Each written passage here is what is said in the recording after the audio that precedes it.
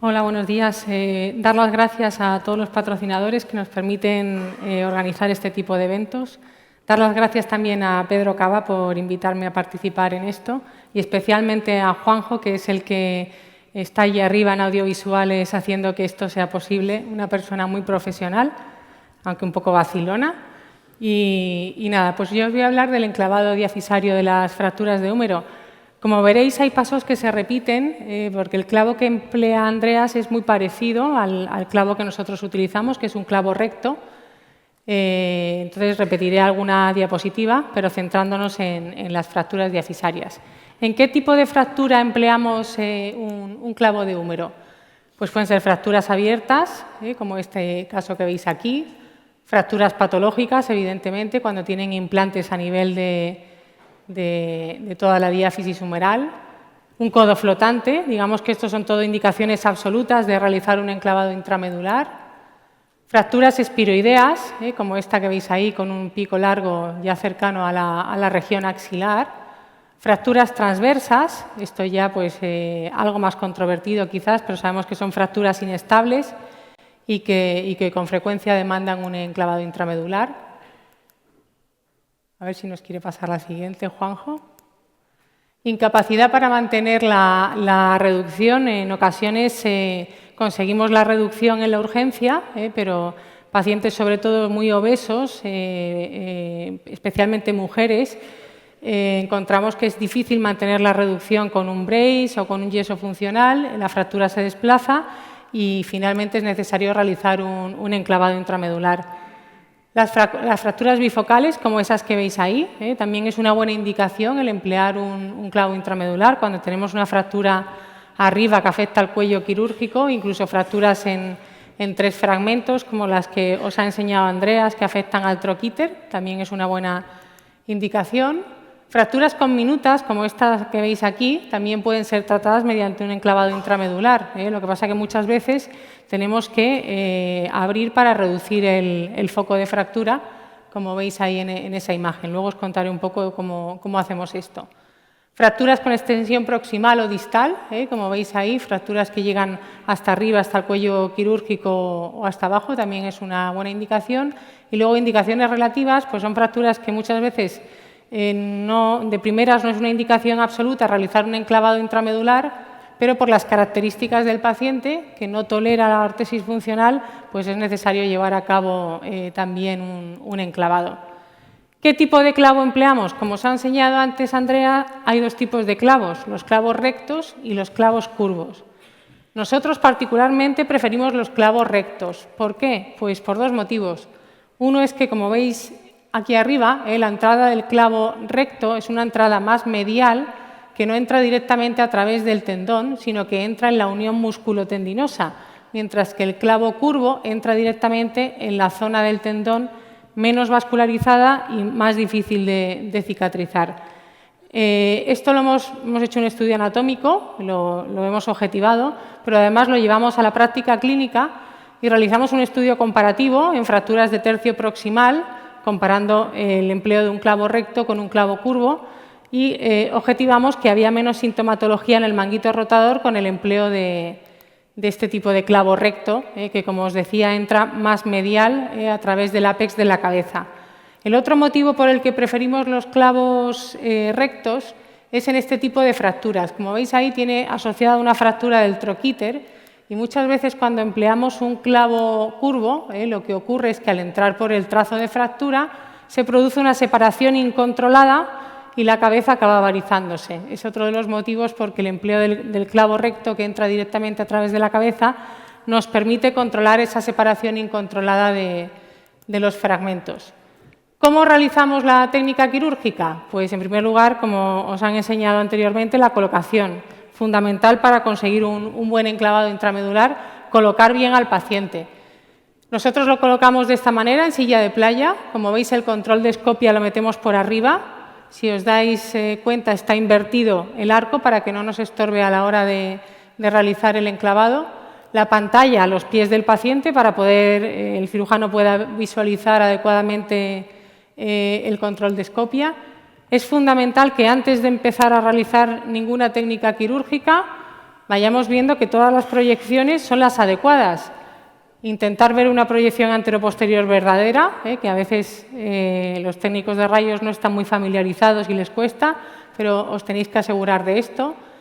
Por supuesto, el foco de fractura. Si vamos a bloquear distalmente, tenéis que ver el codo, aunque hay clavos que tienen sistemas guiados para bloqueo distal, pero es importante que veáis el codo. Y luego es muy importante esta proyección que veis ahí, intentar dar siempre una proyección axial para que controléis también el punto de entrada del enclavado. Vamos con la reducción. Es muy importante, antes de lavarnos y empezar la técnica quirúrgica, comprobar mediante el control de escopia con qué maniobras conseguimos una reducción adecuada de la fractura. Si conocemos un poquito la anatomía, pues nos puede ayudar a saber qué maniobras debemos de realizar para reducir la fractura. Fracturas que afectan a la porción proximal y que están por debajo de la inserción del deltoides, como veis aquí en esta imagen, lo que van a hacer es que el fragmento distal se va a ir hacia arriba, se va a abducir, ABD, y el fragmento proximal se va a ir hacia adentro, se va a medializar. Si conocéis un poquito esto, pues a la hora luego de realizar las maniobras de reducción siempre ayuda. Cuando las fracturas son más distales, como veis aquí, lo que ocurre es que el fragmento proximal traccionado por el bíceps asciende, mientras que el fragmento distal lo que ocurre es que se abduce, ¿vale? Eso es importante tenerlo en cuenta. Intentamos siempre una reducción cerrada, como os decía.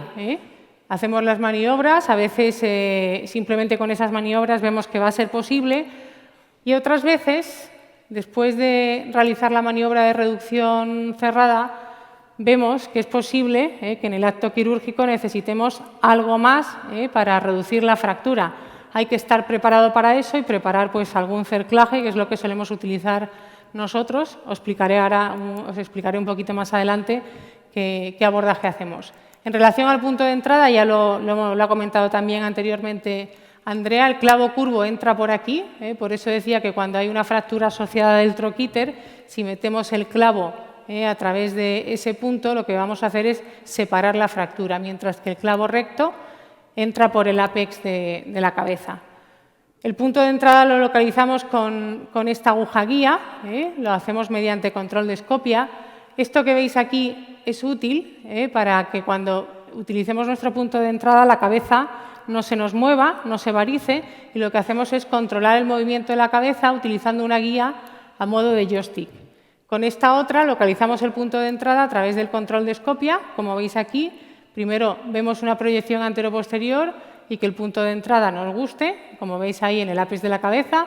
Esta es la aguja guía que estamos utilizando de joystick para que la cabeza no se mueva. Y luego hay que hacer una proyección axial, porque aquí podemos estar estupendos, pero luego nos vamos a una proyección axial y estamos muy anterior o muy posterior. La aguja debe de entrar centrada, por eso es importante dar esta proyección y ver que entramos por el centro de la cabeza. Una vez que tenemos ya ubicado el punto de entrada del clavo, procedemos, con esto que veis aquí, a fresar la entrada del clavo. Luego introducimos la guía endomedular.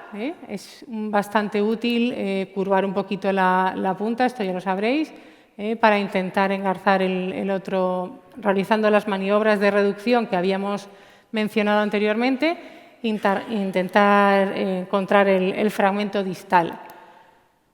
A veces, como os decía, pues fracturas de este tipo es difícil conseguir una reducción cerrada, nada más que manipulando y visualizando con el control de escopia. En esos casos lo que hacemos es un abordaje anterior, no tan extenso como este que veis aquí, que ahora os pondré, es más reducido. Incluso a veces conseguimos con la guía encontrar el fragmento distal, pero el húmero está estallado y no nos quedamos conforme con esa reducción. Lo que hacemos es hacer un abordaje anterior, como os han contado también anteriormente, y pasar un cerclaje para conseguir que la diáfisis humeral sea un tubo y poder meter el clavo intramedular. ¿Vale? Esas son las imágenes ya con el cerclaje. Cuando hemos introducido la guía ya pasamos al fresado, como veis ahí. Es importante que ajustéis la fresa en los clavos largos bien abajo para que el clavo llegue hasta ahí, no se nos quede por aquí arriba, entre otras cosas porque nos va a facilitar bastante el bloqueo distal. Procedemos a medir la longitud del clavo. Cada clavo tiene un sistema para medir la longitud. En este caso tenemos este sistema que apoyamos, como veis aquí arriba, a nivel del ápex de la cabeza, y donde termina la guía es la longitud del clavo que vamos a introducir, ¿vale? Si no disponemos de este dispositivo o el clavo que empleemos no tiene ningún dispositivo para la medición, siempre podemos utilizar la medición clásica de introducir otra guía intramedular y medirlo con una regla. A continuación ya la introducción del clavo y determinar la altura. Veis aquí que siempre antes de introducir el clavo, y esto es muy importante, comprobéis que está bien montado. Si es un clavo que tiene clavo derecho o clavo izquierdo, os aseguréis de que el clavo que vais a introducir es el del lado correspondiente y que con la guía veáis que siempre coincide la broca con el agujero. Comprobar siempre todos los sistemas de bloqueo antes de meter el clavo, porque si no, luego puede haber problemas, que la guía que se haya montado no sea la correcta. Por eso siempre debéis comprobar antes de introducirlo. Una vez que introducimos el clavo, con esta aguja determinamos la altura. Esta es una aguja que se mete por aquí y que nos dice a qué altura va a estar el clavo. A ver si nos pasa. Finalmente, ya una vez que hemos introducido el clavo, procedemos a al bloqueo distal. El bloqueo distal lo hacemos antes si queremos hacer compresión del foco de fractura. Imaginaros que es una fractura transversa y que luego vamos a querer comprimir el foco. Pues lo que hacemos es pasar directamente al bloqueo distal. En este caso veis que es un bloqueo distal, que es a manos libres, que lo podemos hacer en sentido póstero-anterior o antero-posterior. Yo particularmente prefiero en sentido póstero-anterior, pues por esta imagen que veis aquí, que si entramos desde atrás es una superficie más plana y a la hora de bloquear con la broca es más fácil que no se nos resbale la broca hacia un lado o hacia otro. Lo que evitamos es esto, el bloqueo lateral, principalmente por la proximidad del nervio radial. Y si vais a hacer un bloqueo lateral, conviene que siempre abráis y disecáis un poco para no tener complicaciones en este sentido. Finalmente, procedemos a dar compresión al foco de fractura. Este clavo en particular tiene un dispositivo. Quería deciros que cuando deis la compresión del foco de fractura tengáis cuidado para que no ocurra esto que veis aquí, que es que nos hemos pasado dando compresión y lo que hemos hecho ha sido romper el tornillo de compresión. Este clavo tiene este dispositivo, pero bueno, cada clavo tiene un dispositivo para dar compresión. Lo que hacemos es meter un tornillo, poner primero este bloqueo y luego con un destornillador que metemos por aquí vamos empujando y al dar vueltas y empujar conseguimos dar compresión a nivel del foco de fractura, y esto sobre todo es útil en fracturas transversas. El bloqueo proximal no tiene ningún misterio. La mayor parte de los clavos, como veis, son guiados, con lo cual pues no hay problema.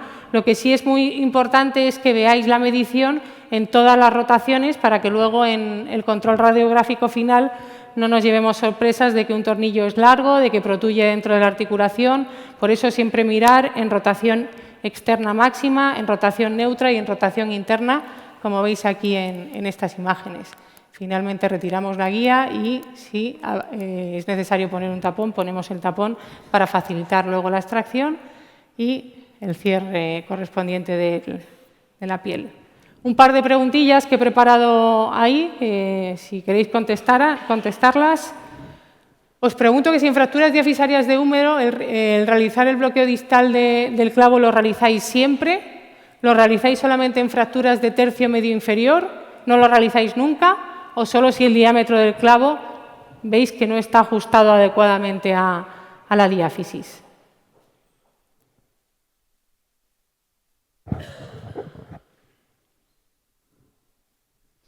A ver si vemos siempre el 100%. Vale, por ahí hay descritos casos en los que la gente no bloquea el clavo distalmente y publicados, pero nosotros también particularmente lo bloqueamos siempre. Y ahí no tenemos mucha discrepancia. Y luego esta es otra pregunta. ¿Cuándo empleáis un clavo intramedular para el tratamiento de las fracturas diafisarias de húmero? Esto un poco para saber qué sois más, de clavos o de placas. Nunca. El tratamiento de elección de estas fracturas es la placa.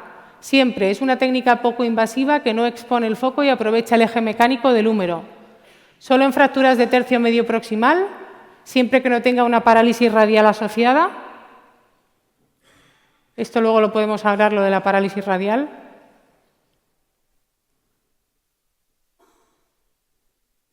Bueno, pues yo creo que claramente gana, ¿no? Siempre es una técnica poco invasiva que no expone el foco y aprovecha el eje mecánico del húmero. Pues nada más, muchas gracias.